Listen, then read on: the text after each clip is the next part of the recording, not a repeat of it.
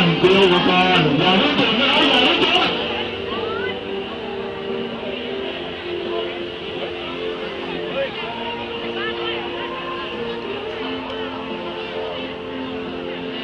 เตรียมพร้อมครับเตรียมพร้อมเลยครับเตรียมพร้อมครับเตรียมอุปกรณ์เตรียมอุปกรณ์